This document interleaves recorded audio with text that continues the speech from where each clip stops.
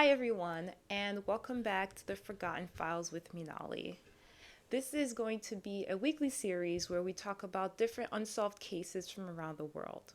So, today, our case comes to us from the United States and it's from North Carolina, Charlotte, North Carolina, to be exact. This will be the case of the disappearance of Kyle Fleischmann. Now, Kyle Fleischmann was 24 years old, and he was described as someone who was energetic and someone who was social, and he just got along with a lot of different people. He was very close to his family and especially his mother. It's very much like he he vanished, and there are so many theories out there as to what happened to him, but I'm going to bring it to the beginning, okay? So, Kyle and his family received some really sad news, which is that his mom was diagnosed with cancer. So, in order to like kind of bring up her spirits and everyone's spirits, he gets these Dane Cook tickets. So, mind you, this is 2007. So, let me just preface this with this is 2007. This was the height, I think the height of Dane Cook actually. And so he got these tickets for him and his sister and his mom to go see Dane Cook. So him, his mom, his sister, and his best friend Daniel go to the show. Now this is what happens. Kyle drives over to Daniel's house. So Kyle was living in a condo, but he had like two roommates. And he decides, okay, I'm gonna drive my car over to your house, Daniel, and we'll leave it there, and all of us will catch a cab together to the show, because they all knew that they were probably gonna end up drinking some, so they didn't want to drink and drive, which I think is so great. That's amazing to be that responsible. No, not to drink and drive. So that's what they do. They go and they have a great time. And after the show, his mom and his sister are like, look, we're gonna go home, we're tired. Okay, cool. So then him and Daniel are like, well, we're gonna go hit the bar. So they go to this bar called Buckhead Saloon, and apparently it was like a very like the reviews on that bar were very very interesting. But anyway, it's packed. There's so many people, and Daniel and Kyle are having a great time until it hits about like 1 a.m. and Daniel's like, "Oh, I have to go. Like it's getting late." Kyle, like, let's leave. And Kyle, apparently, Kyle was speaking to a group of women. I think it was like three women. And he tells Daniel, like, hey, I don't really feel like leaving, I guess because he was like kind of interested probably in some of them. And Daniel's like, okay, well, then, have a good night, have fun.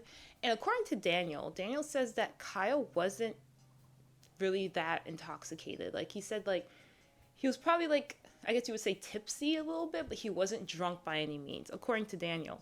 So Daniel leaves him. He's like, all right, I'll see you tomorrow, later, whatever, catch you. So he goes, and Daniel stays. Now, according to video footage from the bar, Daniel starts dancing and really talking to one of the girls, like a lot, to the point where I guess her boyfriend comes into the picture and he starts having words with Daniel. Now, there's no like physical altercation between them, but they exchange words, and I guess he wasn't too happy with Daniel dancing with his girlfriend. I don't know. But yeah, so then that ends up happening. And so around 2:20 a.m., you see Daniel leaving Buckhead Saloon. He leaves the bar, but he leaves the bar without his coat and without his debit card. So I'm just going to assume that he probably had a tab open and he left his debit card, and he didn't take his coat with him. So he's walking out of the bar, and the next time you see Daniel on surveillance tape is when he's going to like a pizza place. So he goes to the pizza shop, and the cashier at the pizza shop is like, yeah, I remember Kyle. I remember him coming in because he had like two slices of everything pizza, and he seemed kind of drunk. So the cashier says that to him, Daniel was pretty drunk, which I guess between 1 o'clock when Daniel left him and, 2:20 in the morning,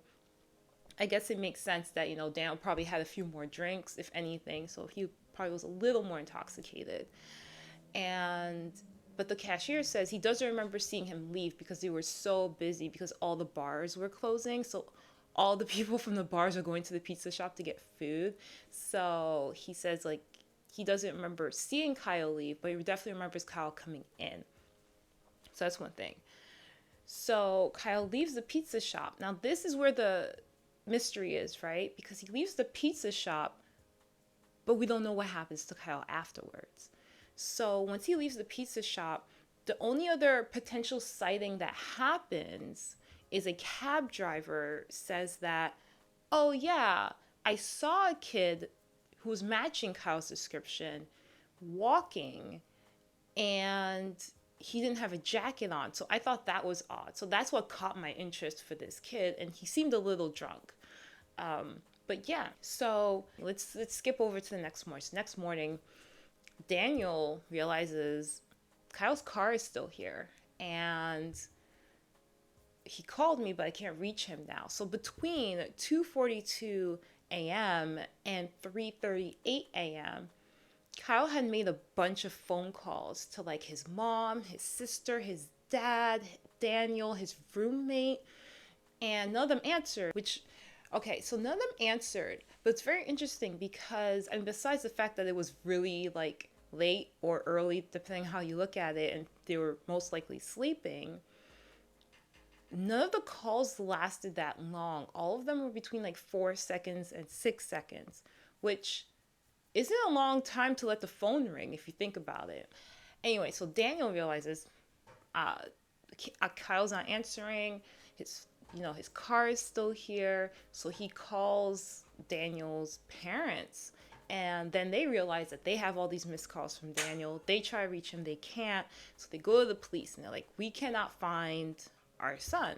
And the police, here's what some people are saying. They're saying that the police didn't really take it that seriously at first because they figured, oh, it's just, a young, kid who went to a bar and he probably left with someone, or, he might have just, they weren't taking it as he was a real missing person, I guess is what some people are saying. But once they started to, they brought in dogs to, like, cadaver dogs, I guess. Like, they brought dogs to sniff to try and find Daniel. So because he had left his coat at the bar, they went to the bar, they had his coat, they had the dogs sniff the coat and trace him all the way to the pizza shop. And from the pizza shop, they actually traced it back to this park, which I think was called Cordelia Park.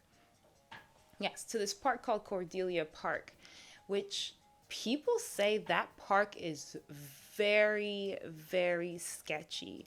So at nighttime, this park is known to have a lot of drug dealers and gang members. And I think they said it was the MS-13 gang, to be more specific. So people do not go to this park after sundown because it's so dangerous. And so people are like, well, why would Kyle walk to this park? He's grown up in Charlotte. He knows this is a really bad area. Like, why would he walk to this park that late at night? So that's what everyone's wondering. Like, it's really weird. So they had 2 different sets of dogs trace him all the way to this park. So the first dog traced it there. They didn't go inside the park because I guess because it was becoming late at night, and they themselves, the people, the cops, I mean, they were like, we're not like staying here. Right? So then they had a second set of dog the next day, did the exact same thing that the first dog did, trace it all the way to the park. But then tracing it from the park, the dog traced it to this construction site that was very close to the park. And when they got there, some of them said that they could smell like death. Like they could smell like something was dead there. But when they used when they brought in cadaver dogs and stuff, like 2 days later, like the cops brought in like cadaver dogs and like searched the construction site, they couldn't find the body or anything. But even apparently residents were saying, like residents that were like around the neighborhood were saying they could definitely smell like something was rotting, like something was dying there, but they didn't find Kyle's body. So the parents hire a PI. Now the PI ends up talking to like a homeless person at the park. So it was a homeless guy who usually stays at that park, and he said that he saw, people kill Kyle, but he didn't know what they did with the body. Now, some people don't know if they believe that or not. They don't know if they really believe the homeless man. But, I mean, who knows, right?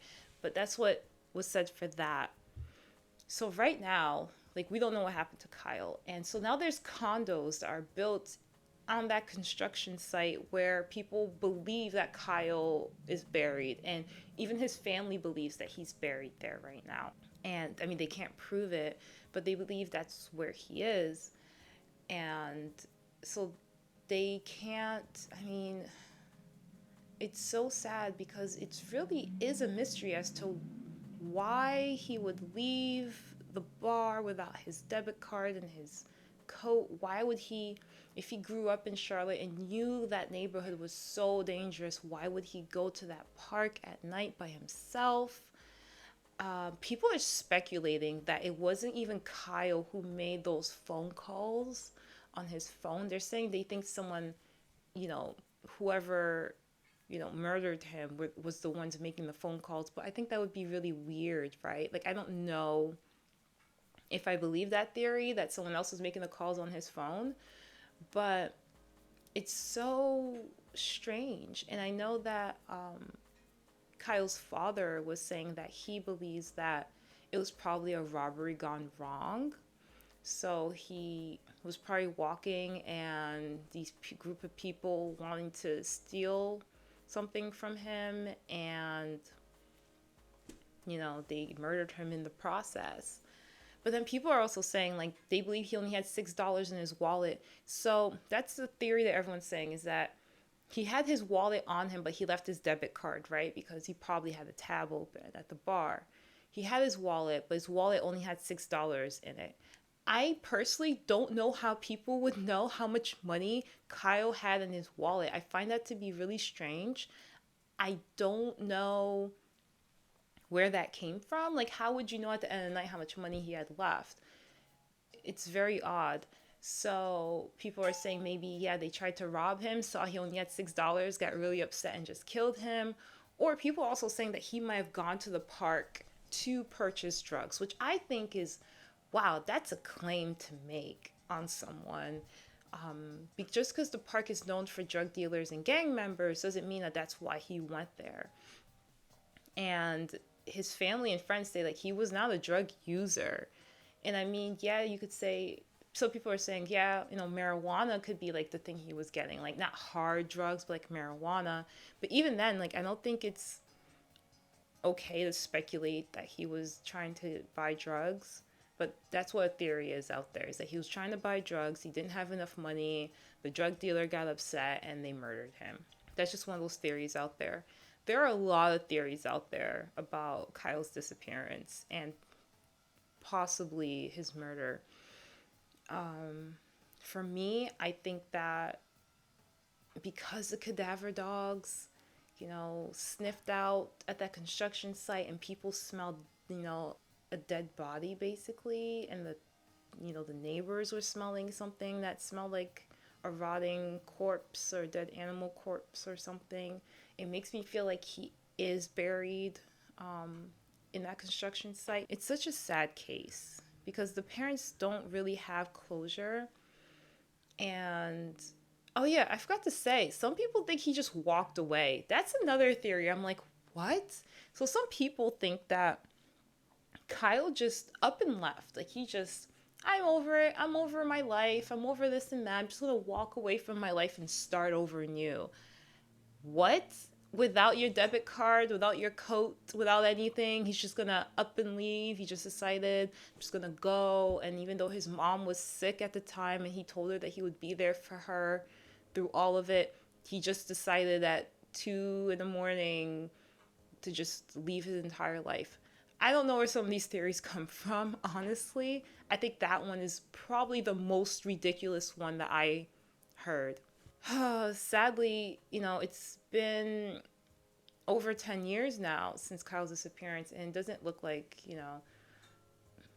they'll ever really know what happened to Kyle. I feel for his family, not really knowing what happened to your child. There's no like real closure.